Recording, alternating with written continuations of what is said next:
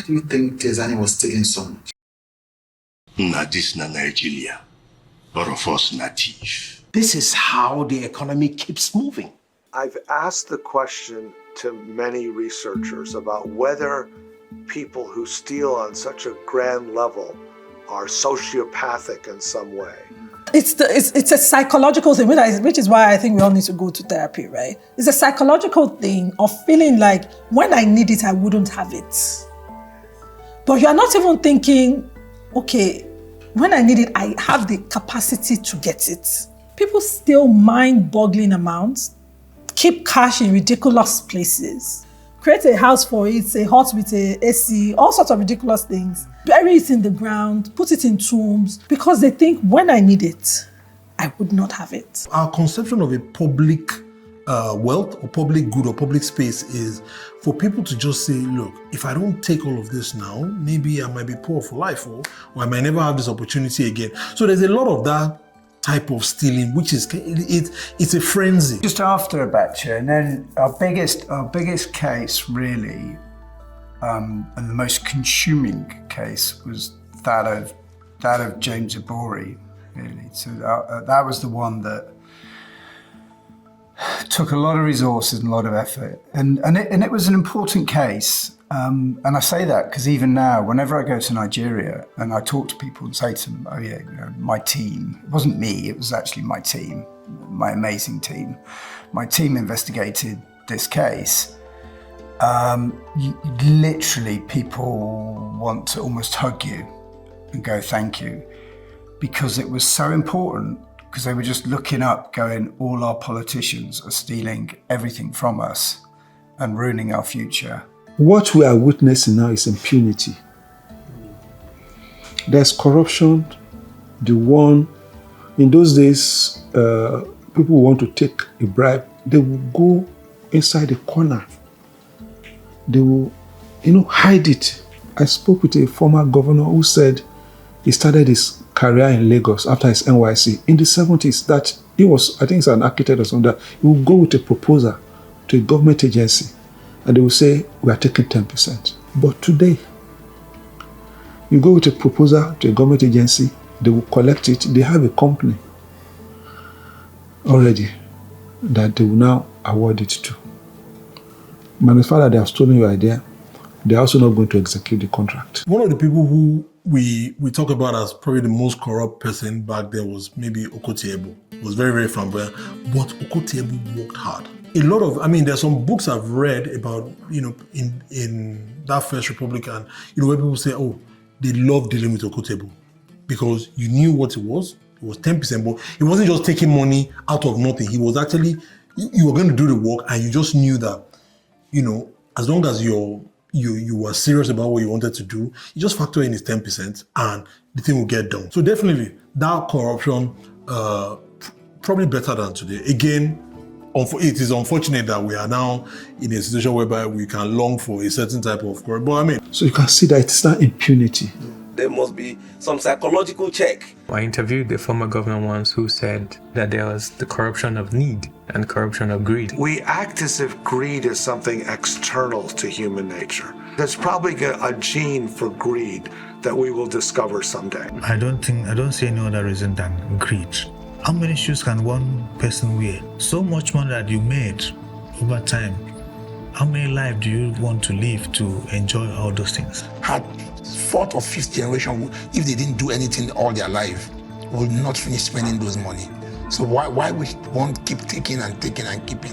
What we won't do with all of those? This is somebody that worked with Shell, had at least, if not the kind of money she saw as a minister, had a measure of comfortability. This was a wife of a senior military officer. And you're shocked to see how that level of avarice got into her, and it was almost becoming like a madness. Oh, you are rich, you were born into a rich family, you're married to one of Nigeria's most decorated military men. So why are you stealing money? Why are you embezzling money? I mean, it comes down to money buys power and keeps you in office. In African countries, a lot of that money is given to patronage. That keeps you, I've got to spread the money around. So yes, I took 4.8 billion, but I didn't get it all. I had to pay half of these people to support me and keep me in office. Yeah. There's nothing cultural about corruption in African societies. What has happened is that there's an alienation of the systems and institutions of governance from the people. The concept of whether that money that is being spent is seen as money for the public good, or is just seen as something that has been extracted from the ground and should just be shared and distributed. I think that that's an interesting conversation to have about how do we see this money? Whose money is it? Whose money are they stealing? Is it your money? Is it your money? A lot of monies were being given to delegates. How much did you give to your own delegates? I gave them anointing oil. For mobilization? I gave them anointing oil and it did the magic. Why is this case stalled? Why would you think? Most people don't even know where she is. Like somebody, I spoke to somebody recently and they were like, she's moved house, but they don't know where she is. People were seeing Diezani out in St. John's Wood in the shops. From the sightings that have been made, she seems to be living a pretty free life.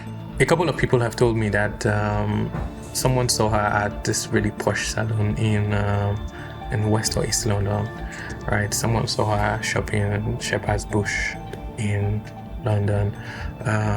People just see her popping up somewhere.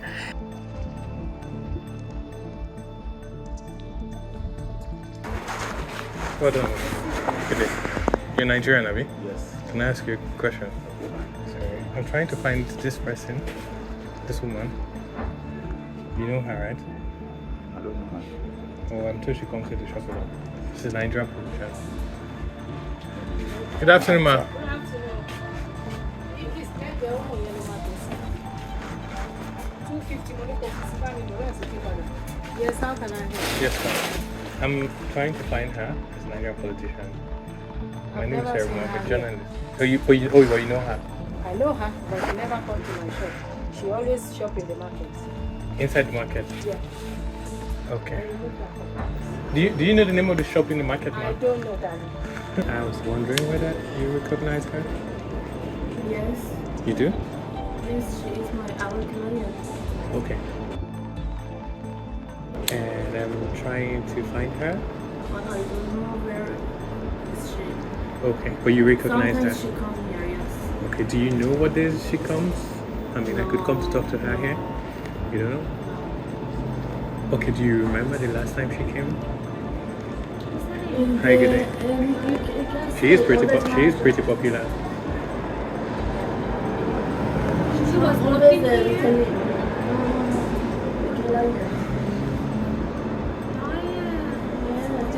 She had a hat. The nail, she was terrible, but she won a mouse or Sorry, what? once in a mouse come. Once but in a month? we don't know which day. Is it possible for me to take your card and whenever you see her, you let me know so that calm down? You don't have No, to. sorry. What do you want? What do you want? Okay, so she's very popular. She's a Nigerian government official. Yes, and I'd like to talk to her in person. So you wouldn't be getting into trouble. You just let me know when she's here. I'll talk to her directly. I'm not asking you for anything. You can give us number. If I see her, give me your number to her. To Just her? that's it. Actually, that makes sense. Okay. Yeah? Thank you. It's better Do you have a to pen? Yeah. Did she go back to Nigeria? No offense, but can I ask? I thought her passport was with the UK government. I don't know. The specifics. No. Her passport. Sorry. This is Madame D's house, right?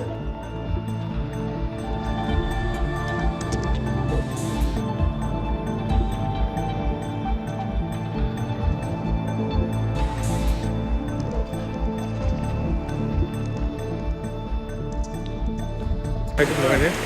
Yes. This is Home Affairs. What for? I want to make some inquiries about a case investigation of a foreign politician. Is this the right place? Home office. Do you have an appointment? No, I don't. Do I need an appointment? Yeah, you need an appointment. Good. Okay, how can I get one? Can I walk into the reception and make No, one? they won't give you an appointment. You need to be in contact with somebody already. And that person will invite you because this is not a public building where people just come in. Okay. Well, can I go to the front desk and get contact? There's a foreign politician, the Home Affairs, NCA, all involved in it. So I'm trying to go inside and get more information. Who told you you have to come here?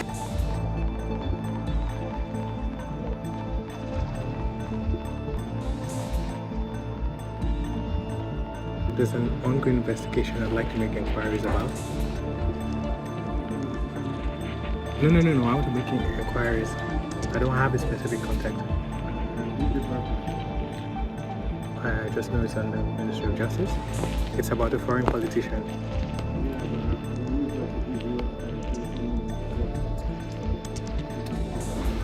Okay, is there anyone I can speak to?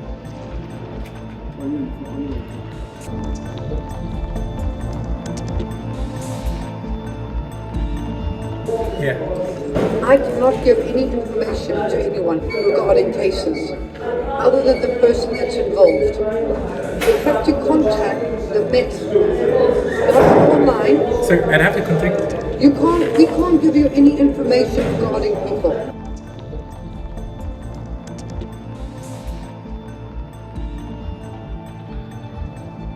So I'm here to ask about the status of an ongoing investigation into a Nigerian politician. Yes. Former Petroleum Minister. You'll need to give you a number to contact. You'll need to contact them. Correct. You contact them on this number. Okay. They'll be able to help you. Okay. All right. Thank you. Can I do that here? No, you have to do it outside. I have to do it outside. Okay. But why has it been so difficult for the UK to either prosecute her or extradite her? Why were they so resistant to all our efforts to get factual updates on her case? Has there been a secret settlement? Is it her high-level connections? Is she so powerful that even the UK cannot touch her? Is she being set up to return and run for office? Boxes and boxes and boxes of dossiers about what Diezani had been doing as oil minister, yet linking her to the money laundering and the properties in London. Yet, in 7 years, not one charge has been brought against her. Diezani has been under investigation in the UK for longer than I have been a reporter. The Metropolitan Police weren't on the record. They won't even admit that they've taken her passport. They won't even admit they've seized $100,000 from her. So it's almost like it's a non-case. The case doesn't exist. She still hasn't been charged. She's never ever been charged here in the United Kingdom, as far as I'm aware. They may not have got all the evidence that they wanted to. There could be any number of reasons, but it does seem very bizarre. It's very odd. I believe the UK government did not do well at all with that case. I don't think they had demonstrated honesty and willingness to help. Or at the very least, send her back to Nigeria where she could face justice there. Please help us put pressure on the international community to return her, to extradite her back. But it wasn't their investigation. It was a UK-led investigation. The UK started the criminal investigation, and she'd fight the extradition, and it would just mess things up. If you want to take a really conspiratorial view, you might say that certainly under the Buhari administration, that it was in no one's interest that anything happened to her. She just should be kept out of the country. Interesting that the UK, that their former Prime Minister said we are fantastically corrupt, is perhaps the country where perhaps one of the most wanted Nigerian is actually staying. The question is, how many houses are there in the UK owned by Nigerian politicians over these years? How many gardens? How many mansions? Plenty of them. The UK is not only protecting her, they're also allowing her to spend some of those looted funds. Do I think the West enable corruption in Nigeria? Yes. They are the ones who give enabling environment for people to steal our money and bring it into their country and keep it there and invest it. The US is a haven for corruption because the money often comes back here. The US dollar is the reserve currency of the world. The US dollar is a very strong international currency, so about 80 to 90% of money that is illicit movements of money are in US dollars. You've got all these politicians going, we'll park it in London, we'll drive the Range Rovers, we'll send our kids to private school, we'll land our private jets at Farnborough, or enjoy the spoils of our labour in lovely London. The US financial system is relatively secure. The real estate market is very strong. So if you are looking to park assets, if you will, legal or otherwise, the United States is an attractive destination. Where else is she going to go? Uganda, Rwanda. Why would Diezani go to Uganda? As beautiful as Uganda is, as beautiful as Rwanda is, it's not London and it's not the lifestyle that Diezani likes to live. Government officials will say, well, why should we stop the money coming in? We want it. And my answer is always the same, and it's true here in the US as well, which is you may want the money, but you might not want the people who come with it. Ibori's case is an interesting one in the sense that he somehow managed to get caught abroad, outside of Nigeria. He had been tried for the same thing in Nigeria, nothing happened. But what really got him was the fact that he tried to corrupt the Metropolitan Police here. And they felt that this was an existential threat. A serious reputational damage could be done to us by the fact that some rich Nigerian politician came here and was able to bribe officers and all that. So they had to do something about it. So-called Nigerian corruption that you hear so much about is really not Nigerian corruption. It's British corruption. It's American corruption. This is corruption done for the benefit largely of British companies, facilitated by British bankers, British estate agents. The reality is, whenever you look at these cases, particularly sort of Nigerian corruption cases, there'll be a footprint in London and there'll be a footprint in the US. There always is. London is rightly called the money laundering capital of the world. We have terrible anti-money laundering laws. We have many banks who have been happy to turn blind eyes to grand corruption. On one hand, we do a really good job at helping our foreign partners recover looted assets. But on the same token, look at how much dirty money has been brought into the United States real estate market. It's certainly not just the West.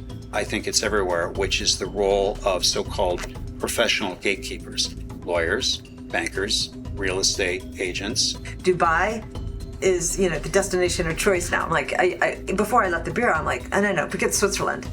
Dubai is the new Switzerland. When you're looking at dirty money moving into the country, was it 800 properties valued at $400 million belonging to Nigerian political elites in Dubai. There are quite a number of properties by politically exposed persons that are acquired through illicit means in the UK, in the US, and the UAE. And for that reason, many of the agencies are not true to many of their laws and what is professed. It was the National Crime Agency that not only arrested Madueke, but seized several of her properties in London and conducted a phenomenal investigation. Who brought the case against James Abori? It was the UK. So where a lot of dirty money is moving in and through the UK, they've also been doing an excellent job at trying to rectify that situation and go after corrupt money coming into their country.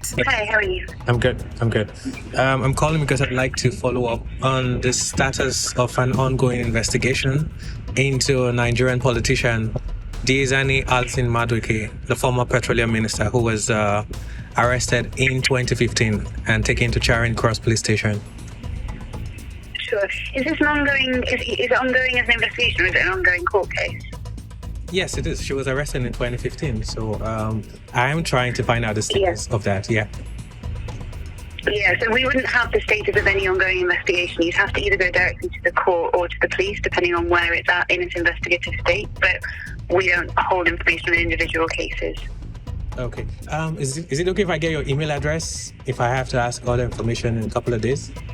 Is that okay? Yeah, sure. You can. Yeah, you can send. I mean, again, we won't be able to give you access to anything particularly because we don't hold it. But you're very welcome to take my address. Thank you. Thanks very much.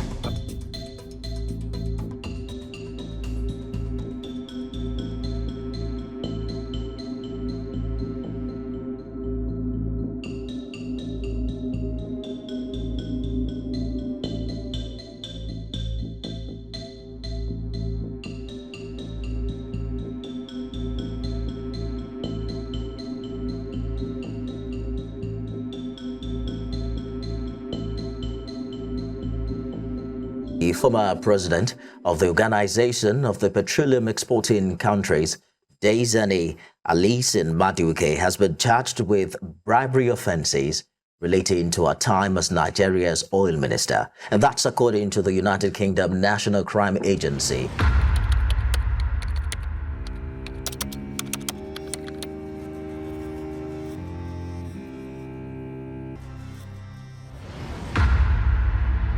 On the run from Nigeria, chased after by America, hiding in London. The once most powerful woman in all of West Africa finds herself ridiculed, cornered, wanted.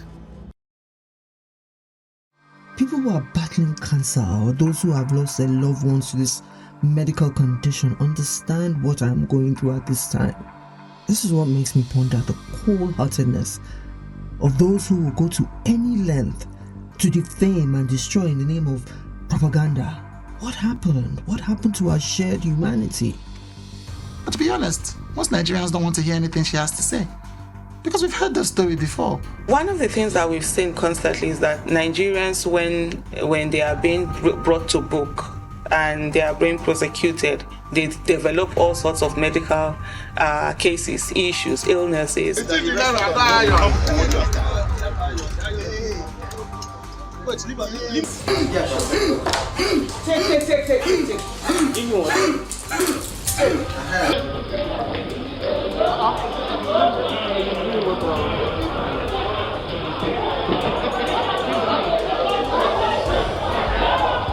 We also saw Diezani, that story coming out, that she's dealing with cancer and all of that. Diezani did have cancer, and hopefully now Diezani's in remission. We can sympathize with her for having cancer and all of that, but now, thankfully she's fine. Now I think one day she should come and tell and answer to the Nigerian legal system how she handled our Commonwealth. I think we should not be sentimental about it. Empathy and accountability are two different things. Okay, fine, yeah, if you're dealing with cancer or any medical issue, we feel it, we get you. But you need to pay the price of what you did. She has always been a strategic woman. So if she does have cancer, may God heal her. But I think that she used it. People do that all the time, use their weaknesses to project. It's possibly not a lie, but it's also not the entire truth. If anything happens to me, the Inspector General of Police should be held accountable. We wish her well enough to come back to Nigeria to clear her name. Even if she manages to be free, posterity will not set her free, because she really did a lot to Nigerians. Well, innocent of what? The fact that she has not been indicted by any court of law in any of those 4 countries seems to buttress my point that this is a woman who fears God and who meant every promise she made that she would never steal while in office, and who has also kept her side of the bargain that, God, I just want to serve you because you're giving me so many privileges. So one side of it is that there might be people in Nigeria who are saying one thing publicly and then behind the scenes are just trying to, they're not cooperating. There was a political settlement. Jonathan met Buhari and told him to leave her alone. Jonathan didn't even fight for his own wife under Buhari, but he fought for Diezani. He said, everything she did, I approved. I signed. It looked like EFCC was about to arrest Jonathan. Then somebody spoke to the boys in Niger Delta, and oil stopped flowing immediately. everybody got the message. They left Diezani alone. The EFCC can be incredibly sloppy, and just incompetent. It would not surprise me at all if they listed things that did not belong to her, and they lose a lot of cases because of this. In the sense that because by the time it gets to court and then they've not done their homework on getting the proper evidence and that sort of thing, and then when it gets to court, the whole thing just falls apart. No, Diezani almost all with she went with all the directors. Most of Momo, Okulo, most of them, they are with her now in London. So she isn't alone actually. We went after the people who she front for. There is a lot of money involved. Magu will lose canon. He lose canon. He followed in the footsteps of Nuhu Ribadu, who was also a media person. He did every case in the media, the arrest, the interrogation, everything in the media. It's a bit pathetic, really. It's frustrating because Magu was jumping up and down and saying silly things and being a bit pathetic about it, or he hadn't done any work on it, really. He hadn't done anything to try and contribute to it other than sit in press conferences and be noisy. They have not taken her to court. And this is 5 years. We are in the 5th year. Why should we be investigating one matter for 5 years? And it's a straightforward case. It's a financial crime investigation. It's not a murder case that's really very. This is a straightforward case. If you don't have any evidence, sufficient evidence to establish any offense, bring her back. We have more than enough evidence to take her. I don't know why they are protecting her. Release her, let her come back to Nigeria. There was an event a number of years ago in one of my investigations which involved him, and he knows it, and he can never, ever look me in the eye. I'm uncomfortable at how many sources were willing to expose her, because you cannot tell me that in the entire Nigerian public sector that this woman is the only one who is stealing money, even to the degree that she's being accused of. Every other person who held that office before her awarded to someone, used their discretion, abused their discretionary powers. So maybe it's because she's a woman, But there wasn't anything in my mind that was special. She wasn't any more corrupt than those before and after her. They never tend to even stop to think what the things they're saying will do to her family. There were allegations that, they must have been into it together, herself and her husband, he's untouchable. But you needed to have seen and spoken with Mrs. Alison-Madueke when one of her children, Ugona, I think, who was into the entertainment industry at the time and had a video on the internet. She was like every other village woman. Oh, my son, no, they want to ruin his reputation, no. Kunle, it's not like that, oh, this is the real story. And I was like, for crying out loud, this is the petroleum minister of the Federal Republic of Nigeria. But she let all of that go when it comes to her husband, when it comes to her children. Diezani Alison-Madueke, like her name, would look before she leapt. A woman who, till over 40, didn't have a husband. She will now eventually get married and want to throw all that away to a scandal. Not anyone who's that intelligent. They sleep around for money. They sleep around for influence. She already had it. The big players of the oil sector are men. And I think it rattled them when this woman was brought in to work in that sector. I had never once seen her wear any clothes to accentuate any part of her body. So why would she go and buy a bra to hang somewhere? People come up with all of this, but this is nothing like Alison-Madueke. In all the histories of forfeitures and seizures, have you seen a single enforcement agency enumerate a man's undergarments as part of the seizures? What is the justification for naming a woman's undergarments? Are there, ethnic elements to Diezani's overexposure? If she were, from another ethnic group that had tentacles in the positions of power, in those subdivisions, do you think that she would have been this exposed? But she fought back. She fought back hard. We have been written to by a lawyer to say that certain stories we publish about her should be taken down or will be sued. So she's actually trying to fight back. Only in January, I've seen Diezani go to court to reclaim some of our forfeited property. Why? Because she has believed that she has gotten away with it.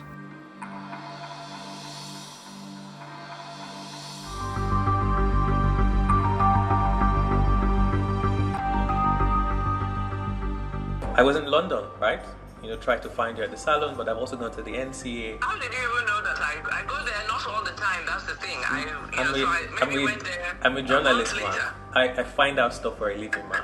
I find out. I went like a month later, because I don't go there all the time, Yeah. So I can be Ben Bruce, but okay. That's true. I actually thought it was a woman. The name sounds like a lady I knew, a while back. We're a bit confused because the lady who took this thing wasn't there that day when I popped in. Okay. You understand? So the person giving it to me seemed a little confused. They're Chinese and don't speak. She doesn't speak English very well. The one who gave it to me. That's true. That's true. I thought it was a woman. If they said a man, I wouldn't have. If I knew it was a man, I wouldn't have called back in the first place. Just being careful. The press would tend to always put one in the worst of lights, whereas no court has yet found one guilty of anything because. It's either you're coming from a constructive perspective about the situation with the Nigerian oil sector, or you are coming from a point where you are talking about, where you're trying to pull people down. It's one of the two. It doesn't really matter whether I talk or not. Whatever wants to be said will be said, as I have seen. I mean, it is quite clear that I haven't been charged anyway, including here. So why haven't you been charged? Okay.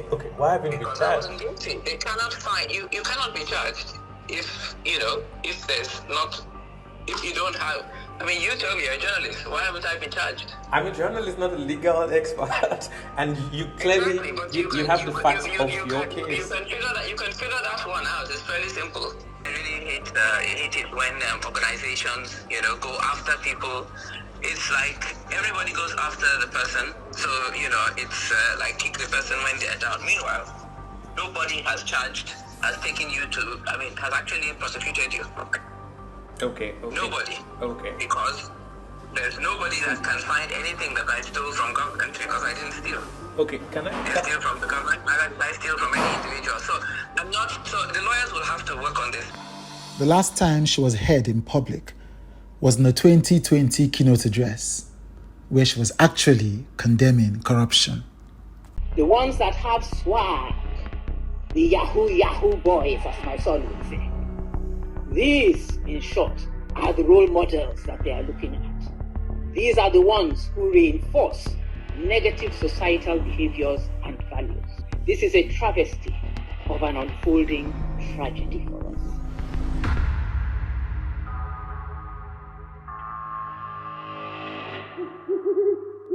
But maybe she has a point. After all, what has happened since she left office in 2015? For me personally, Buhari is extremely corrupt.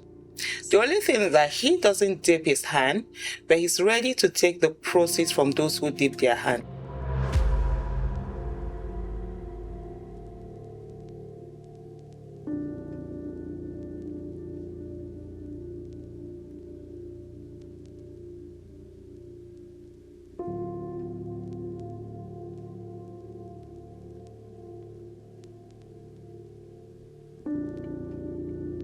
President Buhari failed so woefully. Tell me one thing that Buhari is doing that Jonathan didn't do. Buhari only worsened. He failed and he was given opportunity to fail again. So definitely he will add to that failure.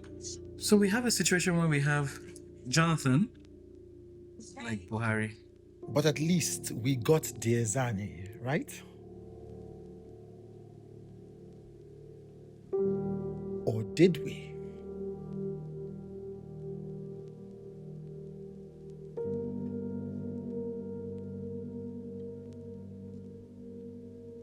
Did we really? It seems like she's gotten away with everything. This woman is as slippery as an eel. Please help us put pressure on the international community to return her, to extradite her back to Nigeria. Look, people are working, and nobody is sleeping here. Or anyone else for that matter over the past 60 years. I think that Diezani is chilling. People have largely forgotten about Diezani. She's happy in that and just happy to live her life with some of the money, that she may have gotten before or during time as minister. I will not be shocked if Diezani comes back to this country tomorrow and gets all her properties back. It may not be now, it may not be in the next 15 years, not the next, but it is something that is very, very much possible. Someone might decide, come up with a grand idea that, we need a Nigeria's first female president and it can be a woman. And people will defend, Nigerians will defend it. In Nigeria, a villain can easily become a saint once again. She's someone I hope that when she finally has her moments to tell the truth of how she has served, that Nigerians will see what I think I have seen about this enigma of a woman.